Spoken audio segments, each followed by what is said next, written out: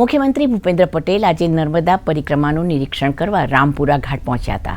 તેઓએ નર્મદા પૂજન કરી શ્રીફળ અને ચુંદડી માં નર્મદાને અર્પણ કર્યા હતા. ત્યારબાદ પરિક્રમા કરતા દર્શનાર્થીઓની મુલાકાત કરી પરિક્રમા રૂટનું નિરીક્ષણ કર્યું હતું અને રામપુરા રણછોડરાયજીના દર્શન કર્યા હતા. સાથે મુખ્યમંત્રીએ પરિક્રમાવાસીઓને હાલ ચાલી રહેલી સુવિધાઓ કાયમી ધોરણે કરવાની ખાતરી આપી હતી.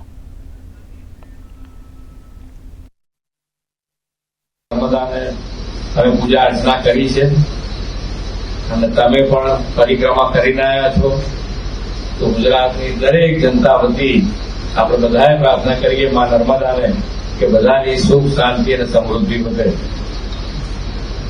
આપણે નર્મદા માતાની અને એમના અવતરણથી ગુજરાત તો કેટલું હરિયાળું થયું છે આપણે સૌ જાણીએ.